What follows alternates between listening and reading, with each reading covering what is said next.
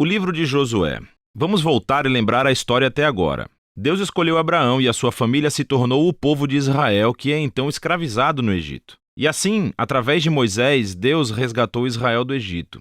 Ele fez uma aliança com eles no Monte Sinai e os guiou pelo deserto. Israel então acampou fora da terra prometida e Moisés os chamou para obedecerem os mandamentos de Deus, para que eles pudessem mostrar a todas as outras nações como Deus é. O livro de Josué começa logo depois que Moisés morreu e Israel está pronto para entrar na terra. Então, a história de Josué é projetada com 4 pontos principais. Josué primeiro leva Israel para a terra prometida. E lá, eles encontram toda a hostilidade dos cananeus e entram em batalha. Depois das suas vitórias, Josué divide a terra prometida como herança para as 12 tribos. E, então, o livro termina com esses discursos finais que Josué dá ao povo. Vamos nos aprofundar e ver como tudo isso flui junto. A primeira sessão começa com a morte de Moisés e Josué é apontado como o novo líder de Israel. E o autor intencionalmente apresenta Josué como um novo Moisés. Assim como Moisés, Josué chama o povo a obedecer a Torá, o que significa obedecer aos mandamentos da aliança que foram dados no Monte Sinai. E então Josué envia espiões para a terra, assim como Moisés fez em Números, capítulos 13 e 14.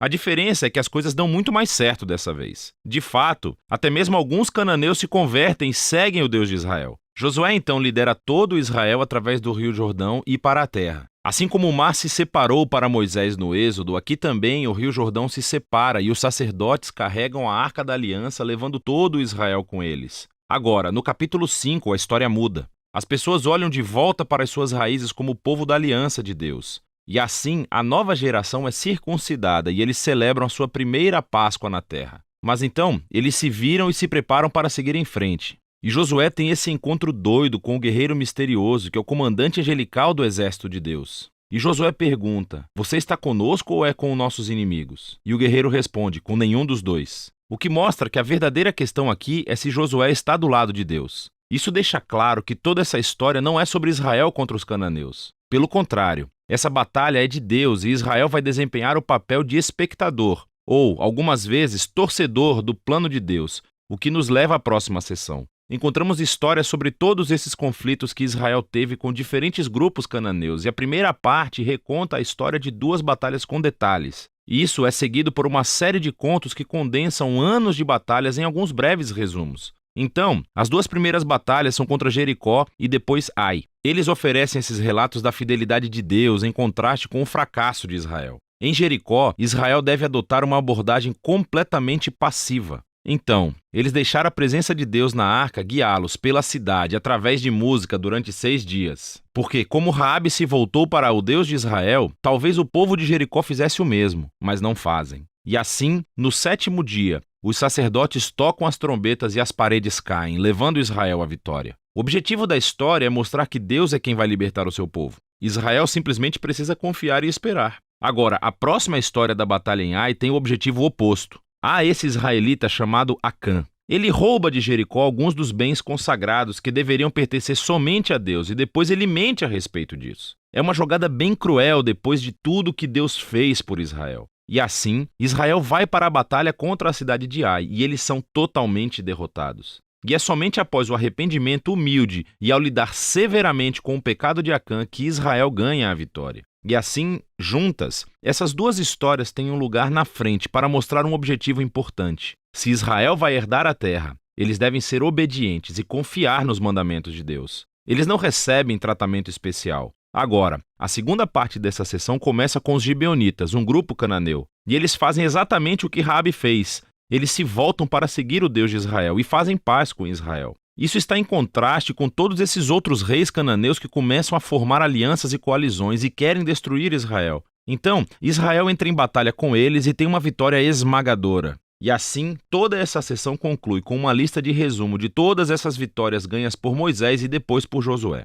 Vamos parar por um segundo, porque há a possibilidade de que essas histórias e a violência nelas irão incomodá-lo. E, se você é um seguidor de Jesus, você é obrigado a se perguntar: Jesus não disse para amar os seus inimigos? Por que Deus está declarando guerra aqui? Então, primeiro, por que os cananeus? As razões principais são dadas anteriormente na história bíblica. É que a cultura dos cananeus se tornou extremamente corrupta moralmente, especialmente quando se trata de sexo. Veja o capítulo 18 de Levítico. E eles também praticavam amplamente sacrifício de crianças. Veja Deuteronômio capítulo 12. E Deus não queria que essas práticas influenciassem Israel. Os cananeus tinham que desaparecer. O que levanta uma segunda questão. Deus realmente comandou a destruição de todos os cananeus como um genocídio? Então, à primeira vista, você olha as frases usadas nessas histórias. Eles os destruíram totalmente, não deixaram nenhum sobrevivente ou tudo o que respira. Mas à segunda vista, você verá que essas frases são claramente hipérboles e não literais. Então, volte ao mandamento original sobre os cananeus em Deuteronômio capítulo 7.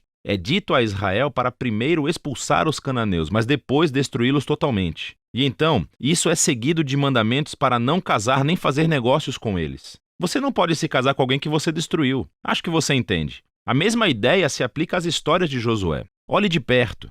Assim, por exemplo, nos é dito no capítulo 10 de Josué que Israel não deixou sobreviventes nas cidades de Hebrom ou Debir. Mas depois, no capítulo 15, vemos essas cidades e elas ainda são povoadas por cananeus. E então, o que estamos vendo é que Josué se encaixa em outros relatos de batalhas antigas, usando a linguagem hiperbólica, não literal, como parte do estilo narrativo. E assim, a palavra genocídio não se encaixa realmente no que vemos aqui. Especialmente à luz das histórias sobre os cananeus que se voltaram para o Deus de Israel, como Raabe e os gibeonitas. Deus estava aberto para aqueles que se voltassem para ele. A última coisa a pensar é que essas histórias marcam um momento único na história de Israel. Essas batalhas estavam limitadas ao pequeno grupo de pessoas que viviam na terra de Canaã. Com todas as outras nações, Israel foi ordenado por Deus a buscar a paz. Veja o capítulo 20 de Deuteronômio. E assim, o propósito dessas histórias de batalhas nunca foi dizer a você, leitor, para cometer violência em nome de Deus. Pelo contrário, elas mostram Deus trazendo sua justiça sobre o mal humano, em um momento único na história, e como ele livrou Israel da aniquilação pelos cananeus.